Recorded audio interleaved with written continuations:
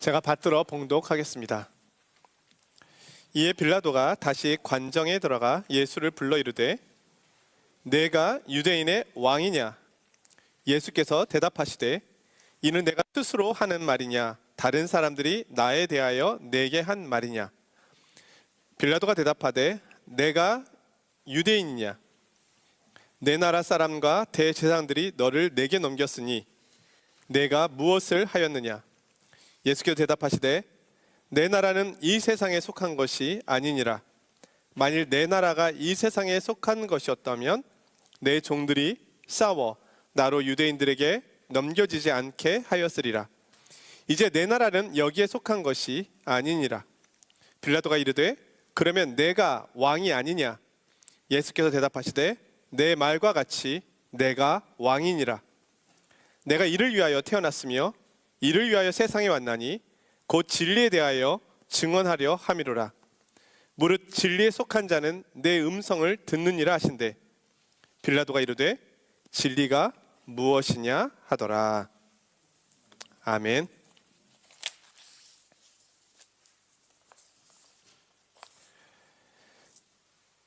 이란과 전쟁 중인 이스라엘의 네타냐후 총리가 이런 말을 했습니다. 역사는 유감스럽고 불행하게도 예수 그리스도가 징기즈칸에 비해 나을 것이 하나도 아무것도 없다는 것을 증명한다. 왜냐하면 충분히 강하고 충분히 무자비하고 충분히 강력하다면 악이 선을 이길 것이기 때문이다. 공격이 폭력이 온건함을 이길 것이다. 네타냐후 총리의 이 말은 살아남는 것이 선이고 패배하는 것은 악이라는 말입니다. 충분히 어떻습니다. 역사는 징기스칸보다 예수 그리스도를 더 기억하고 있습니다. 온 인류가 악함에도 불구하고 여기까지 보존된 것은 징기즈칸이 아닌 예수 그리스도의 영향력 때문입니다. 하지만 오늘 말씀은 이 잔인한 전쟁의 현장보다 더 비참한 내용입니다. 인간의 야만성과 폭력성, 거짓의 모습을 이보다 더 잘 보여주고 있는 본문은 없을 것입니다.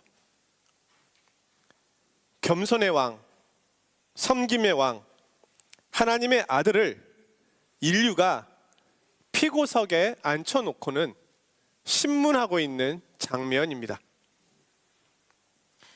하나님 자신이 만드신 피조물에 의하여 고발을 당하십니다.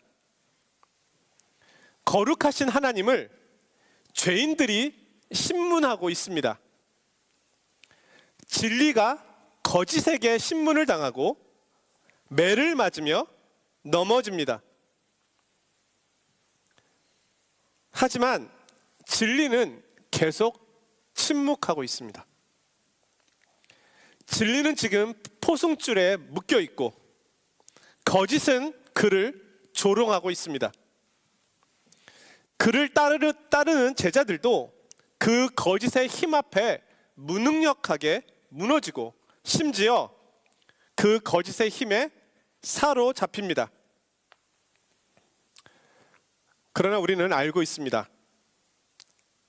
진리가 힘이 없어 거짓 앞에서 침묵하고 있는 것은 아닙니다.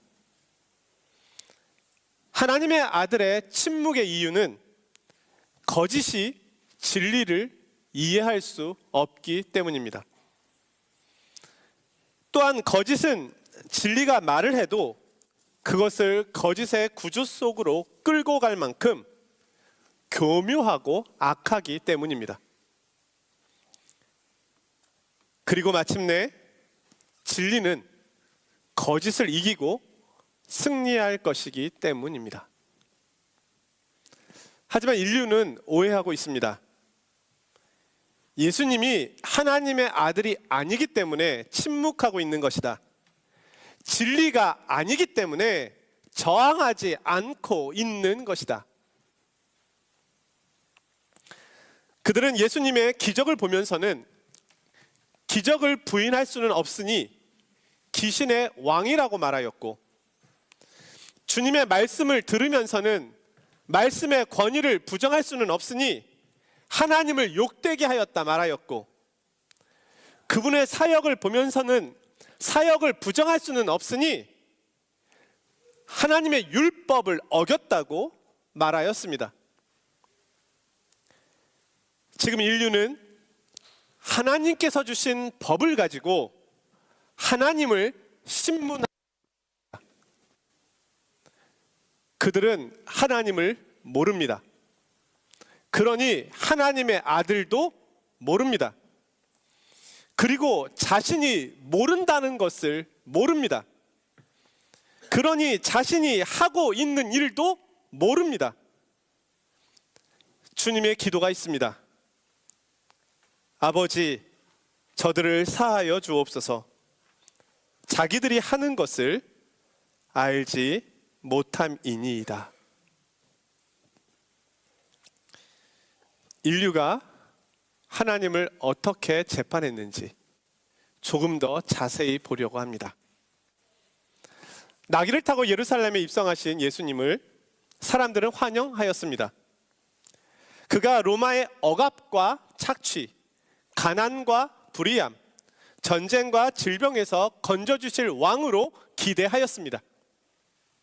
그런데 며칠 후 예수님은 제자인 가룟 유다에 의해 공회에 붙잡힙니다. 공회는 유대인 최고 종교 재판 기관입니다. 공회는 대제사장과 사두개인, 바리새인, 서기관 70여 명으로 구성되어 있습니다. 그들이 예수님을 신문합니다. 내가 제자들과 다니면서 가르친 교훈이 무엇이냐? 뭘 가르쳤느냐? 예수님이 말씀하십니다. 내가 드러내놓고 하였으니 들은 사람들에게 가서 물어보아라. 그들이 다시 묻습니다. 그러면 내가 하나님의 아들이냐? 주님께서 너희 말과 같이 내가 그이니라. 이 말을 들은 그들은 더 이상 무슨 증거가 필요한가 하여 예수님을 유대 총독인 빌라도에게 고발하였습니다. 빌라도 총독은 로마에서 파견한 총독입니다. 로마 제국은 그 넓은 땅을 다 황제 혼자 다스릴 수가 없어서 지방 총독을 세워 황제를 대신하게 하였습니다. 예수님 당시 로마 제국의 황제는 티베리우스였습니다. 성경에서는 디베리오 황제라고 기록되어 있습니다. 로마에서 파견한 빌라도 총독은 로마 황제를 대신하여 지방을 통치하는 행정, 군사, 사법 권력을 모두 가진 최고의 책임자였습니다. 특히 반란이나 정치적 범죄를 직접 재판했고 사형권을 가지고 있었습니다. 그들은 예수님을 고발하였습니다. 이 사람이 백성을 미혹하고 가이사에게 세 바치는 것을 금하며 자칭 왕, 곧 그리스도라 하였습니다. 고소 내용이 크게 두 가지입니다. 하나는 잘못된 가르침으로 백성들을 혼란스럽게 하였다는 종교적 이단이라는 것이었고, 또 하나는 자신을 왕이라고 하여 로마에 대항한 정치범이라는 이야기였습니다. 종교적인 문제에 관심이 없던 빌라도 총독은 정치적인 문제를 갖고 신문합니다. 내가 유대인의 왕이냐? 여러분, 예수님이 왕입니까?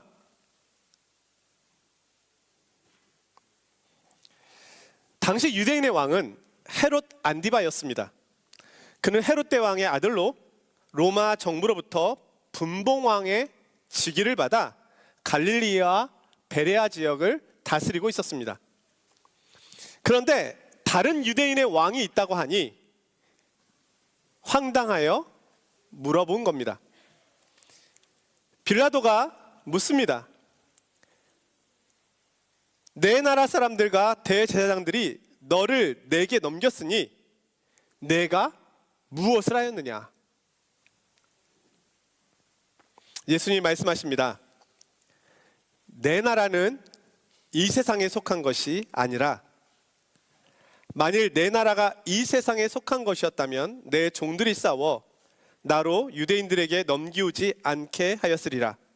내 나라는 여기에 속한 것이 아니니라. 이 말을 들은 빌라도가 다시 묻습니다. 그럼 내가 왕이 아니냐? 주님이 대답하십니다. 내 말과 같이 내가 왕이니라. 내가 이를 위하여 태어났으며 이를 위하여 세상에 왔나니 곧 진리에 대하여 증거하려 함이로라. 무릇 진리에 속한 자는 내 음성을 듣느니라.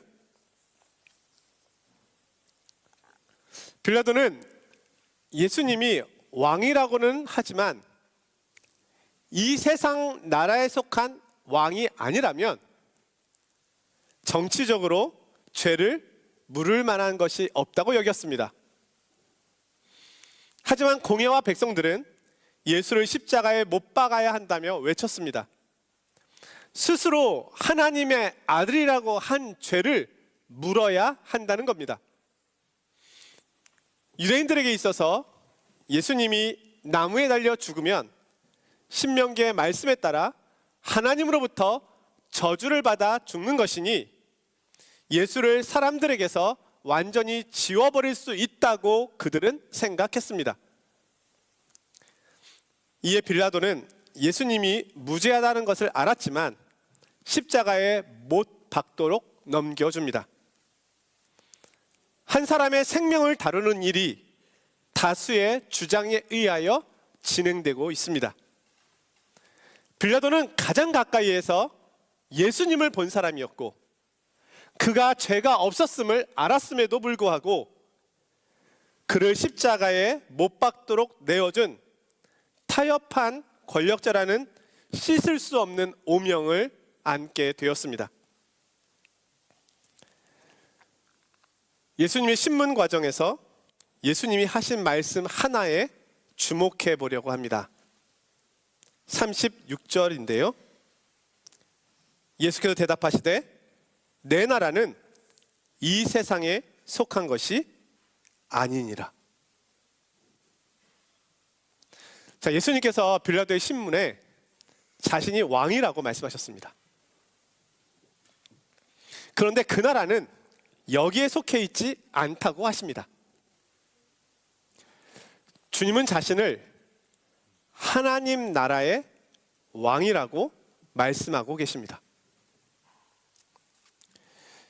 예수님을 신문하던 빌라도도 주님께서 말씀하신 그 나라를 이해하지 못했습니다. 우리에게는 이 세상 나라가 전부입니다. 이 이상의 나라는 없습니다. 하지만 예수님께서는 이 세상 나라뿐 아니라 하나님의 나라를 말씀하고 계십니다. 이 말씀은 예수님께서 다스리는 그 나라가 이 세상의 나라와 상관이 없다는 말씀이 아닙니다. 온 세상이 주님의 통치 아래 있습니다. 하지만 주님의 나라가 이 세상에 속해 있지는 않다는 겁니다. 이 말씀은 주님의 나라가 세워지는 방식이나 주님의 나라가 작동하는 방식이 세상의 나라와는 다르다는 말씀입니다. 예수님이 만드시는 하나님의 나라는 이 세상의 방식, 특히 군사적인 정복이나 계급적 투쟁에 의하여 세워지는 나라가 아닙니다. 힘의 논리로 유지되는 나라가 아닙니다. 또한 이 나라는 사람들이 모여서 계약적인 어떤 합의를 갖고 민주주의적 투표를 통해 세워지는 나라도 아닙니다. 예수님의 나라는 하나님께로부터 시작된 나라로 그 구성과 운영 방식 그 자체가 이 지상의 나라와 다르고 세워지는 과정도 다릅니다. 세상의 나라는 왕을 위하여 백성들이 수고를 합니다. 성도님들의 월급 통장에 많은 돈은 세금으로 나갑니다. 많은 세금의 많은 부분이 대통령과 왕을 위해서 이 제도를 유지하는 데 사용됩니다. 하지만 이 나라는 왕이 백성들을 위해 목숨을 바쳐 섬기는 나라입니다. 이 나라는 지도에 나오는 나라와 다릅니다. 이 나라는 외형뿐만이 아니라 우리의 양심과 마음까지도 다스리는 나라입니다. 이 나라는 강자의 자유만이 아니라 약자의 자유까지도 누리는 나라입니다. 오늘 하나님 나라의 왕이신 예수님께서 그 나라를 세우기 위하여 십자가의 길로 가시는 겁니다. 미사일을 만들러 가는 것이 아니고 항공모함을 만들러 가시는 것이 아니라 십자가의 길로 가십니다. 이 방식만이 그 나라를 세우는 유일한 방식이기 때문입니다. 이 나라는 빼앗는 것이 아니라 자신의 것을 주는 것으로 세워집니다. 예수님의 십자가의 의미를 골로새서에서 이렇게 말씀합니다. 1장 13절 14절인데요. 그가 우리를 흑암의 권세에서 건져내사 그의 사랑의 아들의 나라로 옮기셨으니 그 아들 안에서 우리가 속량 곧 죄사함을 얻었도다. 하나님의 아들을 향한 인류의 신문은 자신들의 죄와 어리석음과 폭력성을 보여주는 것입니다. 그들은 겉으로는 하나님의 백성이라고 하지만 하나님을 알지 못합니다. 주님은 그 죄를 드러내시고 십자가에서 우리의 폭력성과 죄악을 못 박으셨습니다. 주님은 폭력과 죄악의 희생자가 되심으로 폭력과 죄악을 이기십니다. 이것이 더 큰 권세고 힘입니다. 인류의 죄가 그리스도를 이기지 못합니다. 도리어 예수님은 이 일을 통하여 하나님 나라의 힘을 보여주십니다. 그 나라는 인간의 폭력과 죄악이 이길 수 없는 나라입니다. 죽음조차 이기는 생명의 나라입니다. 이 세상 나라가 흉내낼 수 없는 나라입니다. 그의 사랑의 아들의 나라입니다. 예수님께서 이 나라의 왕 되심을 알고 그 사랑에 응답한 사람들이 그 나라의 백성이 됩니다. 그들은 이제 죄의 힘에서 벗어나 이제 은혜의 동력으로 살아갑니다. 그것이 하나님 나라입니다.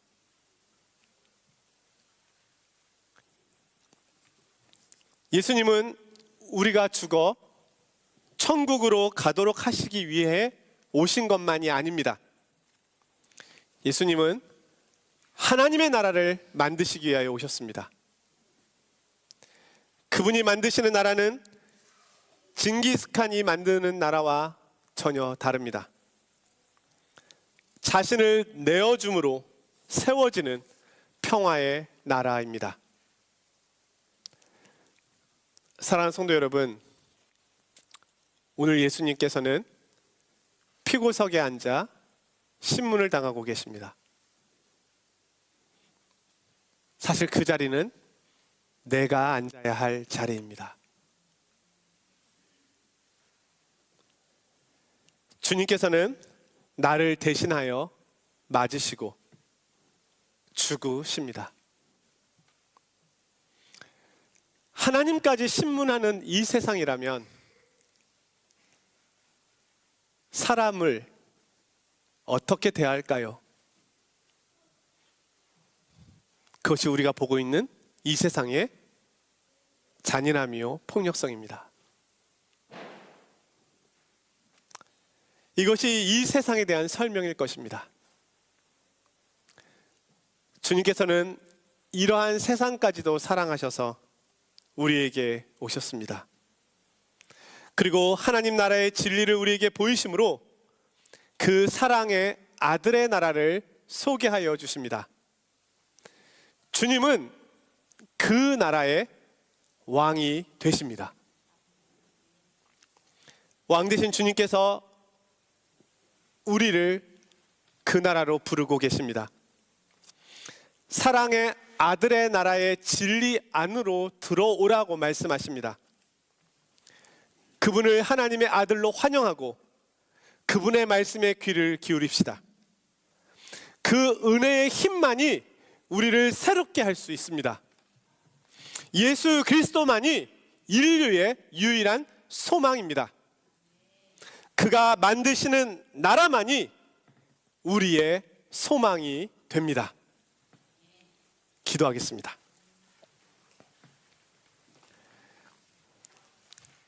거룩하신 하나님 아버지,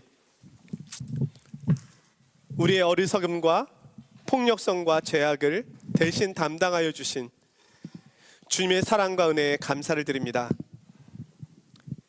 이제 주님께서 주신 그 은혜의 힘으로 살아가게 하옵소서. 하지만 세상은 여전히 평화의 주님을 알지 못합니다.